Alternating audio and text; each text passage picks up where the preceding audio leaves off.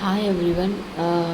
ఈరోజు నేను లంచ్లో వచ్చేసి మా బాబు కోసం బెండకాయ మన ఫిష్ తలకాయ పులుసు పెట్టానమాట.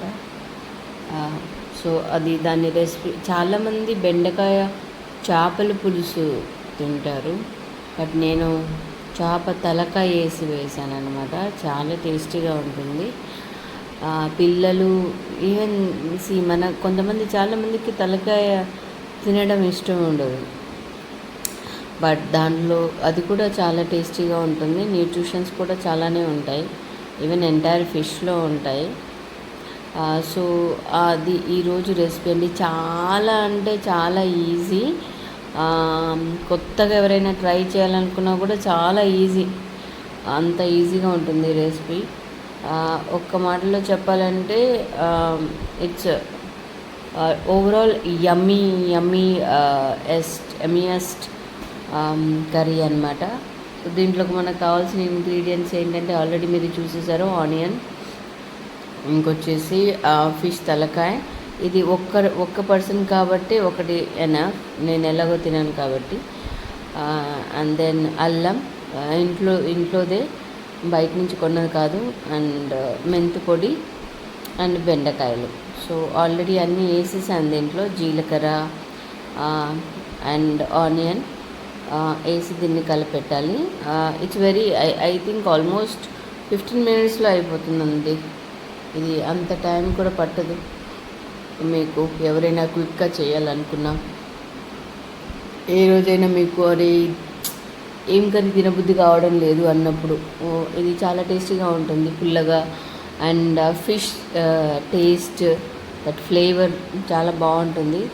సో మన ఉల్లిపాయలు అన్నీ మంచిగా వేగాక దీంట్లో కొంచెం పసుపు వేసి కలిపెడదాం. మీరు ఎలా చేస్తారు? యూజువల్లీ అయితే చేపలు వేసి చేస్తారు, బట్ నేను చేపల తలకాయ వేసి చేస్తున్నాను అనమాట. కొంతమంది రాయలసీమ డిఫరెంట్గా ఉంటుంది, ఆంధ్ర డిఫరెంట్గా ఉంటుంది, తెలంగాణ డిఫరెంట్గా ఉంటుంది, నెల్లూరు డిఫరెంట్గా ఉంటుంది. సో ఎవరైతే ఈ వీడియో చూస్తున్నారో వాళ్ళు కమెంట్ చేయండి, మీరు ఎలా చేస్తారు? మీరు ఒకవేళ ఇలాంటి డిష్ ట్రై చేశారా, లేకపోతే మీరు ఆల్రెడీ చేస్తున్నారా? ఒకవేళ చేస్తే ప్లీజ్ చెప్పండి, మీ ప్రాసెస్ ఎలా ఉంటుంది, ఫుడ్ ప్రిపరేషన్ ప్రాసెస్ ఎలా ఉంటుంది. బెండకాయలో చాలా న్యూట్రిషన్స్ ఉంటాయండి. యూజువల్గా పిల్లలు నార్మల్గా ఇస్తే తినరు. నార్మల్గా కర్రీ అందరూ అనట్లే, కొంతమంది తినరు. ఇలా పులుసు చేసి పెడితే ఏంటంటే మనం అన్నంలో కలిపేటప్పుడు కొంచెం గుజ్జుగా అవుతుంది కదా. సో అలా మా బాబు సరిగా వెజిటేబుల్స్ అంటే వాడికి నచ్చితే తప్ప అసలు తినడు. సో అందుకని ఇలా చేసి తినిపిస్తే వాడికి మళ్ళీ సాగకూడదు, మొత్తం పేస్ట్లా చేసి తినిపించాలి. ఇప్పుడు అన్నం తినేటప్పుడు కూడా మనం కలిపినప్పుడు ఎక్కడో ఒకటి బెండకాయ కొంచెం కాడలాగా ఉంటుంది కదా, వాడికి అలా కూడా ఇష్టం ఉండదు. సో మొత్తం కలిపి తినిపించాలి. సో అలాంటి వాళ్ళకి పులుసు ఈజ్ ద బెస్ట్ ఆప్షన్. మీరు ఇలా చేసి కూడా పెట్టచ్చు, చాలా హెల్తీగా ఉంటుంది. సో మీరు ఎలా చేస్తారు? ఒకవేళ మీరు ఇది చేస్తుంటే ప్లీజ్ కమెంట్ చేయండి, సో దట్ నేను నేర్చుకుంటాను. ఎందుకంటే ఐ న్యూ మామ్, వాడికి ఎప్పుడు కొంచెం డిఫరెంట్గా హెల్తీగా ట్రై చేస్తాను, అందుకోసమే అడుగుతున్నాను.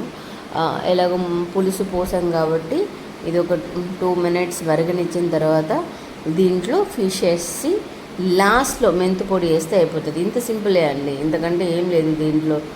ఏమీ మనం చాలా ప్రాసెస్ ఉండాలి అలా ఏం లేదు. కాకపోతే అల్లం వెల్లిపాయలు ఇంట్లోనే దంచుకుంటే fish curry is the best curry.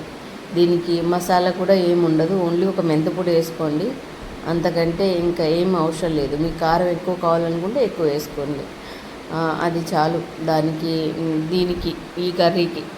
ఒకవేళ మీరు చాలా మసాలాలు ఎక్కువ తింటారు అనుకుంటే మీరు ట్రై చేయొచ్చు, బట్ మసాలాలు ఎక్కువ తినకండి. ఈ రోజులలో లైఫ్ అనేది మనం అన్ప్రెడిక్టబుల్.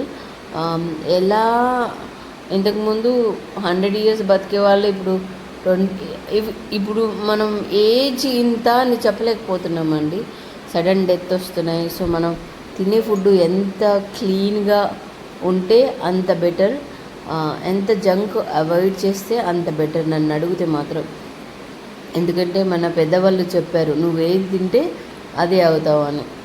సో మనం ఎలా తింటే మనం అలా బతుకుతాం అన్నమాట. సో మన మెంటల్ స్ట్రెస్ ఇవన్నీ ఫుడ్లోనే ఉంది. సో చూడండి, మన ప్లేట్ ఇదొక పప్పు అండ్ పెరుగు, కొంచెం సలాడ్, బెండకాయ చేపల పులుసు, రైస్. దీంట్లో కొంచెం ఘీ వేసాను, వాడికి పెట్టేది ఇదే. Thank you for watching.